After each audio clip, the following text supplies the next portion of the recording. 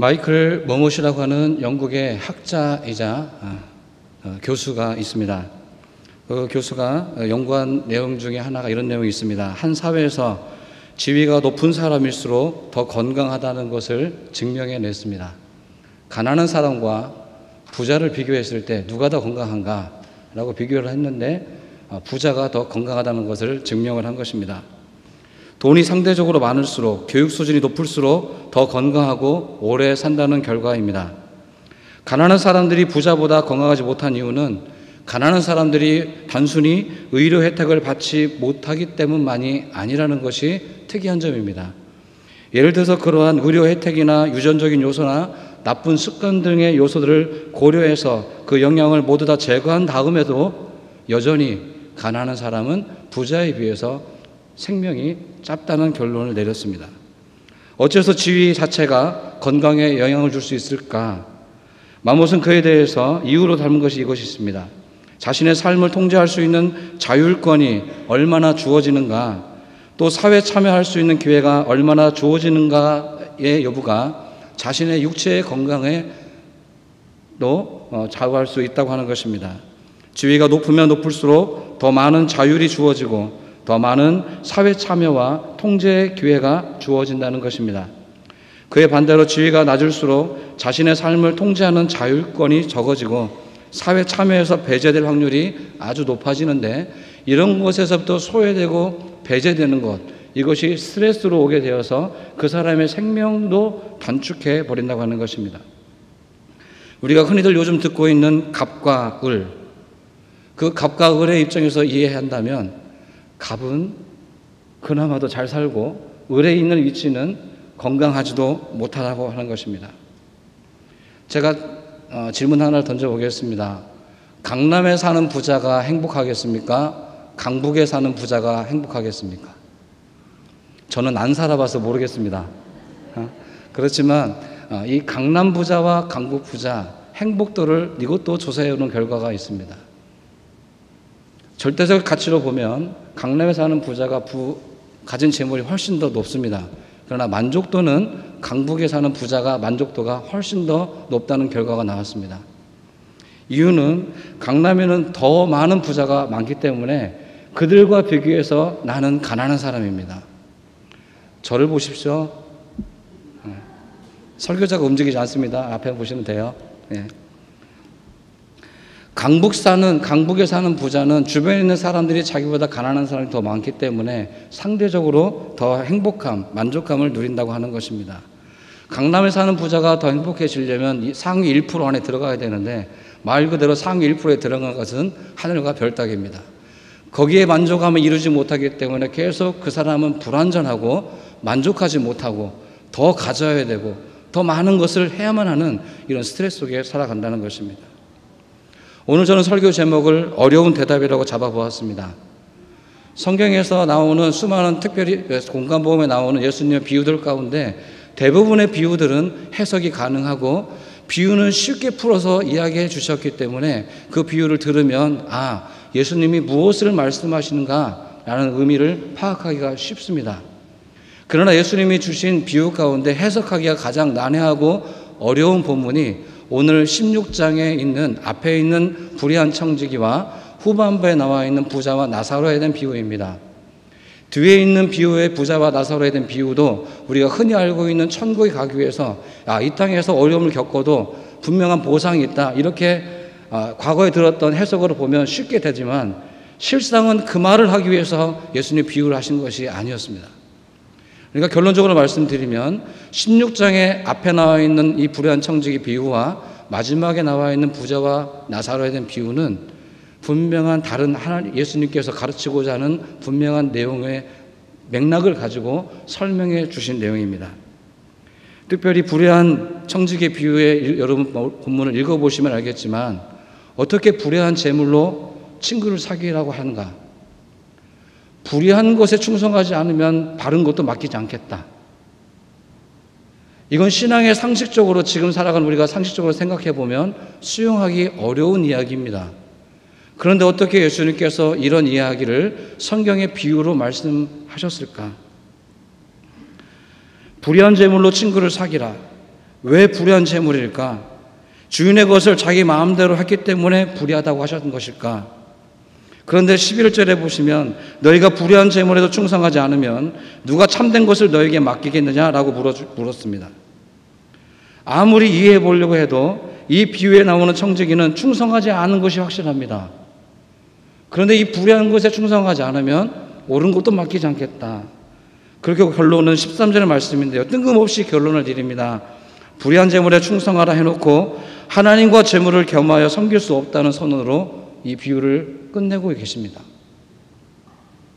13절이 만약에 결론이라고 한다면 앞뒤가 맞지 않는 진행으로 이 결론을 맺었습니다.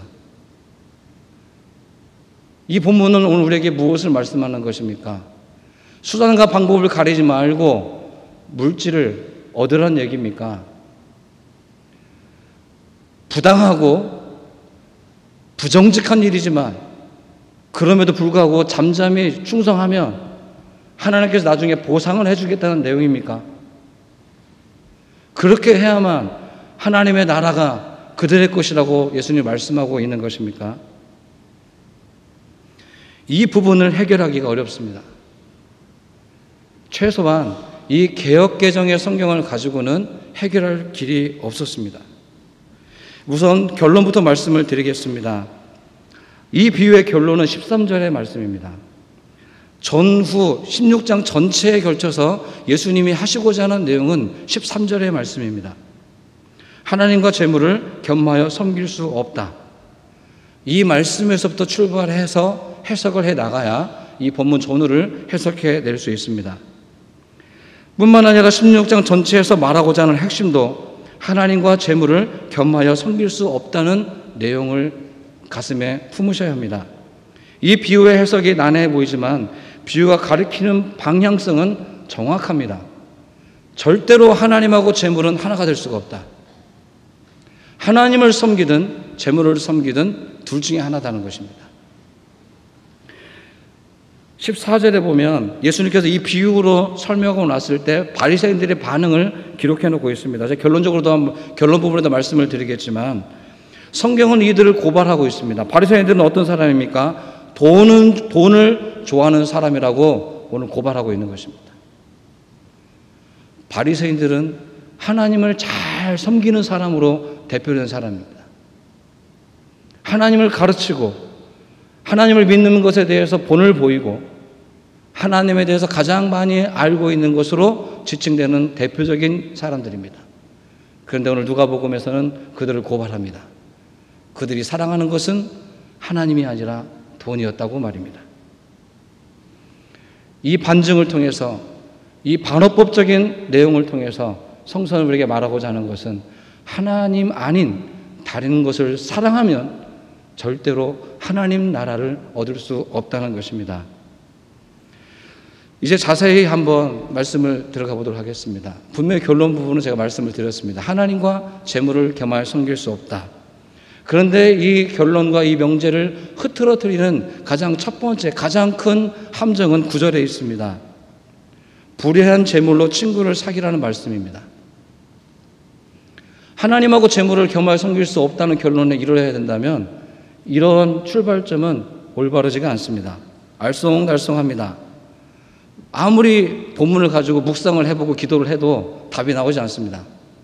그래서 여러 가지 번역서들을 제가 또 읽어봤습니다. 공동번역, 새번역, 여러 가지 현대인의 성경까지 다 읽어봤습니다.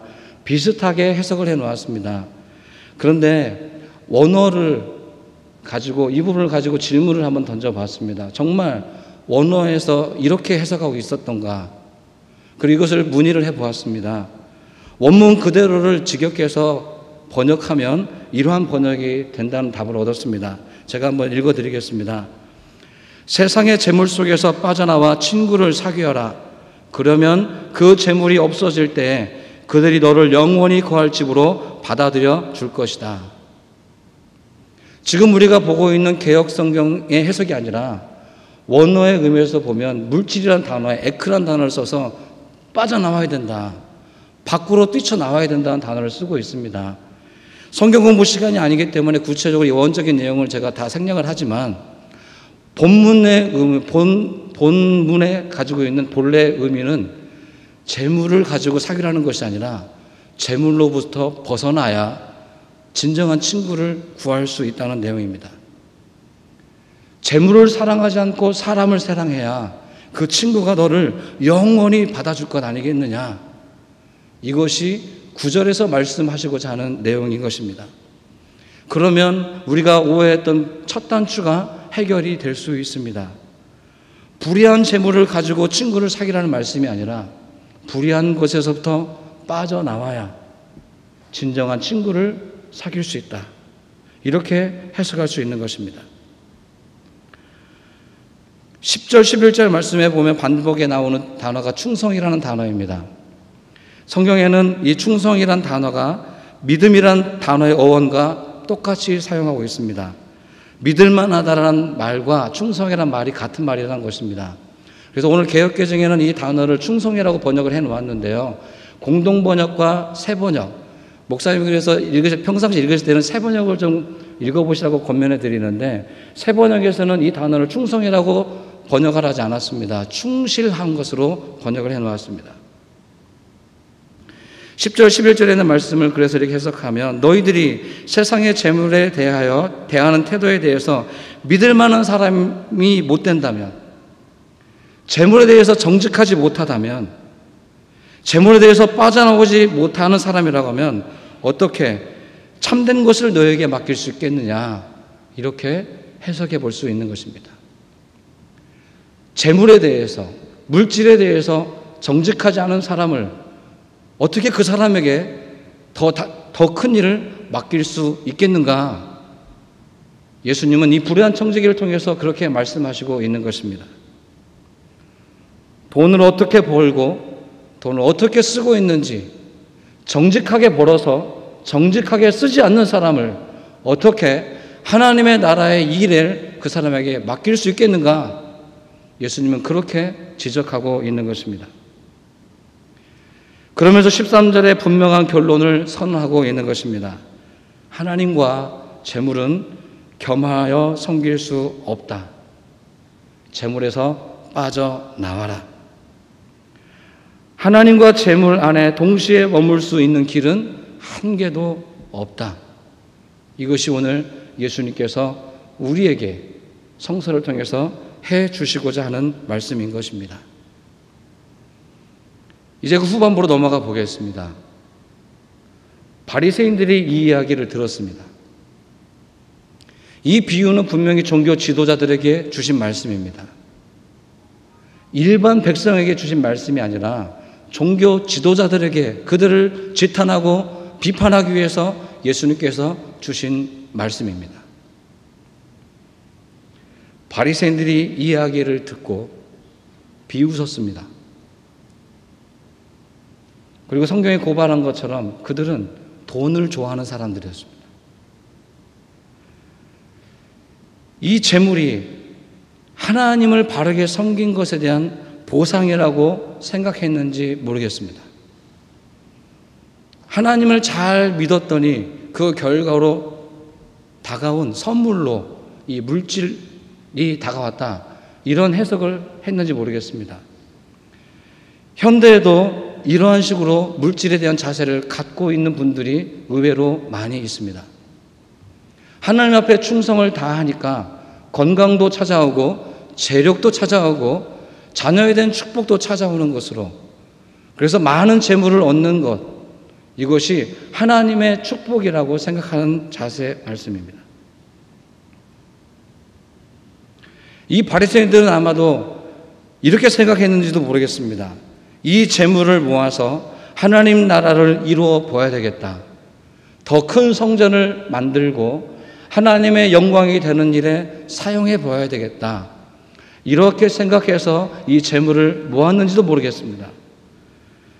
아주 긍정적으로 해석해 보았을 때 이렇게 가정해 볼 수 있습니다.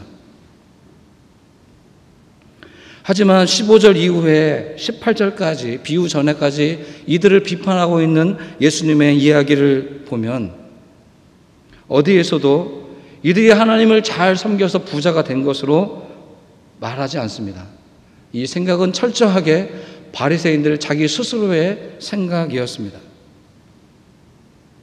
사람들에게 높임을 받는 것, 많은 재물을 쌓는 것, 이것은 하나님의 축복이다 라고 하는 가치관으로 이 종교 지도자들이 생각을 품고 있었습니다. 근데 예수님은 그것에 대해서 질책하고 있습니다. 사람에게 높임을 받는 것이 오히려 하나님 앞에서는 미움을 받는 것이다. 이렇게 오히려 그들을 질책하고 있는 것입니다. 예수님은 이 선언을 통해서 지금까지 이 전통과 자신의 가치관을 가지고 살아왔던 시대가 이제는 끝났다라는 것을 선언해주고 있는 것 아니겠습니까?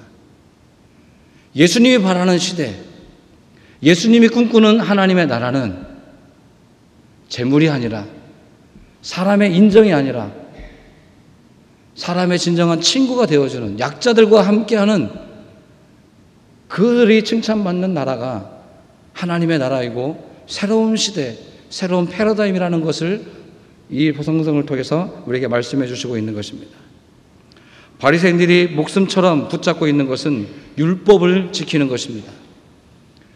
공간복음서에 보면 율법을 지키는 일, 율법을 범하는 것에 대해서 아주 날카로운 잣대를 가지고 이 바리새인들은 예수님을 반박했었습니다.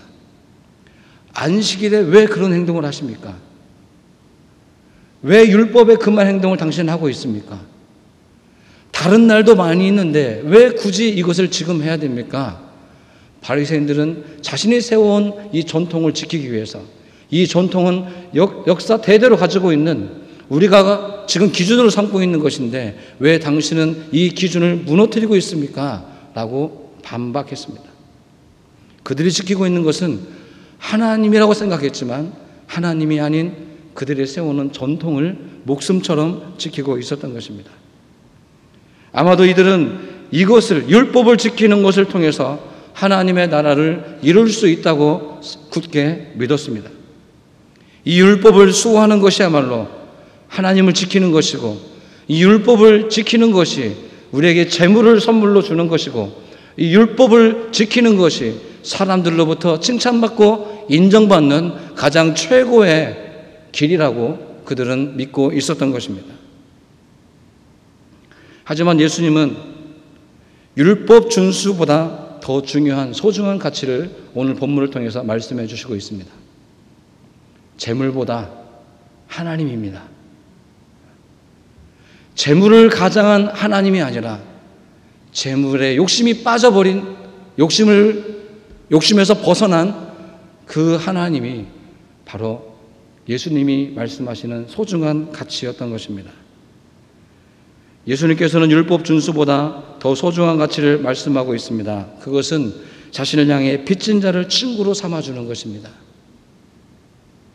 재물에서 벗어나와서 빚진 자들과 진정한 친구가 되어주는 것, 이것이 바로 하나님 나라의 출입문이라고 우리에게 말씀해주고 있는 것입니다.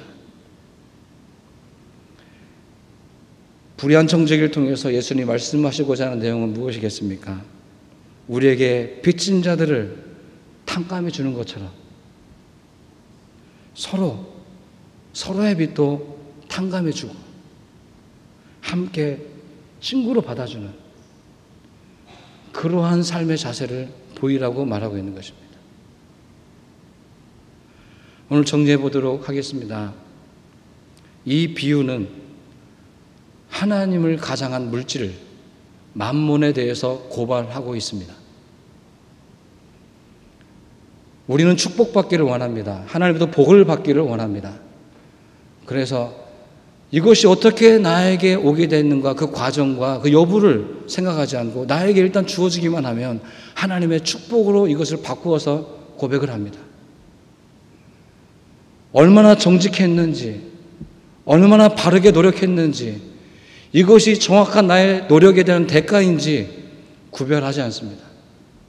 그래서 어떻게 하면 더 많이 내가 소유할 수 있을까? 어떻게 하면 다른 사람보다 더 많은 이익을 내가 취할 수 있을까? 더 많은 이익을 내가 가져오면 30배, 60배, 100배 그 수치를 가지고 하나님을 잘 믿으면 100배까지 결실을 주신다. 그 생각에 매몰이 되어서 내가 바르게 살고 정직하게 벌고 정직한 삶을 살아야겠다는 생각을 내려놓고 어느 순간 이 물질이 나에게 복이었고 하나님의 축복이었고 그것을 통해서 인정받는 매개체로서 살아오지는 않으셨습니까? 하나님의 나라는 어떻게 지켜지는 것입니까? 전통을 얼마나 많이 지켰느냐에 달려있는 것이 아닙니다. 얼마나 물질의 축복을 많이 받은 사람들이 모여있는가, 이것이 잣대가 아닙니다. 물질적인 축복을 받는 것이 아니라 빚진 자들, 약한 사람들과 얼마나 친구가 되어줄 수 있느냐, 우리 교회가 얼마나 가난한 사람의 이웃이 되어 있는가, 부자가 되려고 하는 노력에서 벗어나 어떻게 하면 이웃과 나의 친구들과 진정한 친구 되기를 원해서 노력하고 있는가. 바로 이러한 새로운 가치관을 가지고 나아가기를 오늘 본문은 우리에게 말씀해 주시고 있는 것입니다. 제가 앞에서 언급해 드렸던 것처럼 오늘의 이 비유의 말씀은 바리새인, 즉 종교 지도자들을 향해 주신 질타의 말씀이었습니다. 그들은 종교적으로 세련된 사람들이었습니다. 하나님을 향한 열정에서도 둘째 가라면 서러울 만한 사람들이었습니다. 세상에서도 교양이 풍부했습니다. 존경받을 만했습니다. 실제로 존경받을 만한 일도 많이 했습니다. 그러나 그들 자신이 스스로 세리와는 친구가 될 수 없었습니다. 함께 식사하고 함께 같은 공간에 있는 것 자체를 거절했습니다. 너와 나는 완벽히 다른 사람이다. 부자와 거지 비유에서 보면 부자 집 대문 앞에 나사로라는 거지가 살고 있었습니다. 부자 집에서 주는 먹다 남은 음식을 가지고 배를 채우다가 죽습니다. 부자는 그를 사람으로 보지 않습니다. 있든지 말든지 아무것도 개의치 않습니다. 왜냐하면 내가 향락을 즐기고 내가 누리고 내가 생활하는데 전혀 걸림이 되지 않기 때문입니다. 그는 하나님의 가치관으로 살지 않았습니다. 주인공은 나사로가 아니라 이 부자입니다. 부정직하게 바르지 않게 살았던 부자에게 내려진 형벌, 그 형벌을 고발하고 있는 것입니다. 이 땅에서 얼마나 많이 존경을 받았는가, 얼마나 많이 누렸는가, 얼마나 많이 가졌는가가 아니라 지금도 내 대문 앞에서 우리 주변에서 살고 있는 가난한 이들에 대해서 그들을 사람으로 봐주고 있는가, 그들을 갑과 을이 아닌 동등한 위치로 그들을 바라보고 있는가, 이것을 우리에게 고발하고 있는 것입니다.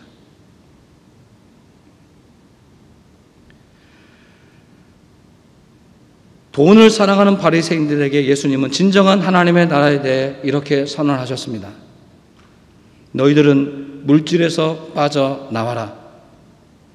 너희들의 삶의 자세를 갑과 을의 자세가 아닌 진정한 친구의 자세로 살아가야 한다. 물질에 대해서 정직한 모습을 보이라. 하나님과 물질 중에 무엇을 섬길 것인가 선택하라.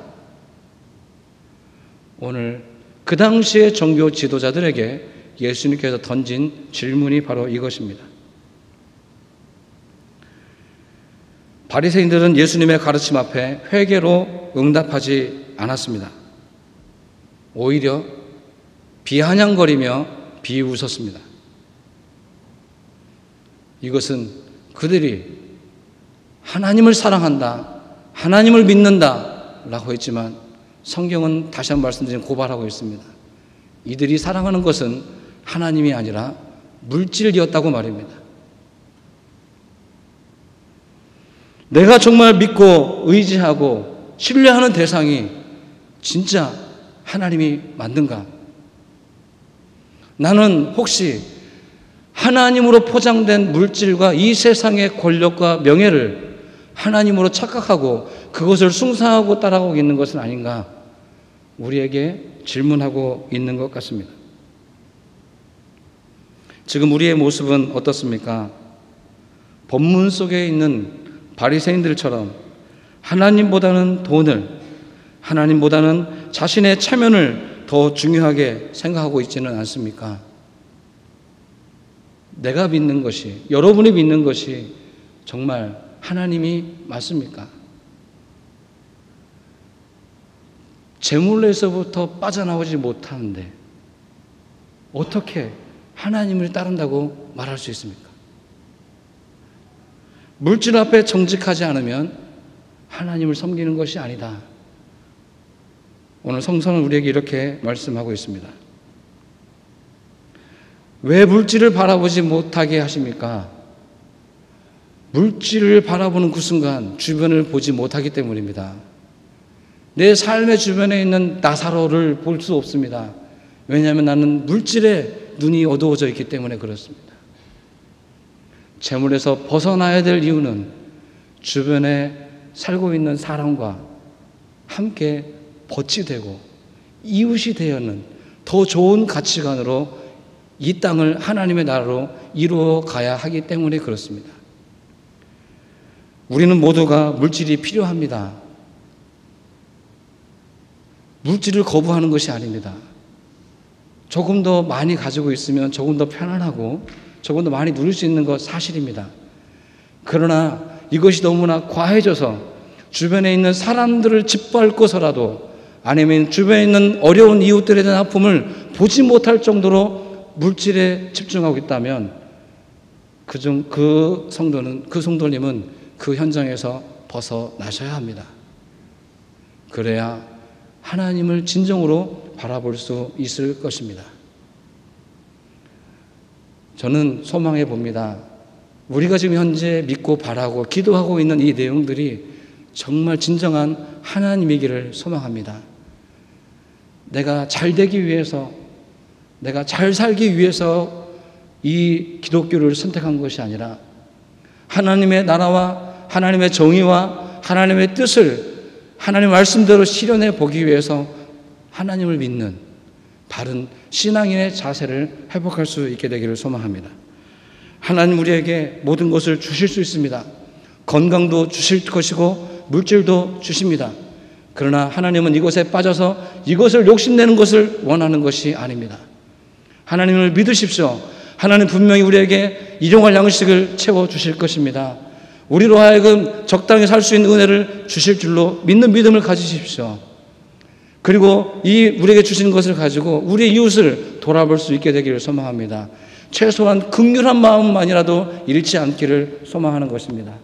내가 실제로 행동으로 옮기지는 못할지언정 주변에 있는 어려움 당하는 이웃을 보면 안타까운 마음, 저희들 말로 짠한 마음이라도 가질 수 있는, 벗이 되어야 한다는 마음이라도 가질 수 있는 그런 부담감을 가져보시기 바랍니다. 예수님의 가르침에 대해서 비웃는 자가 되지 마시고 예수님 말씀을 하셨을 때 눈물로 고백하며 회개할 수 있는 부드러운 신앙의 소유자들이 되실 수 있기를 주의 이름으로 축복합니다.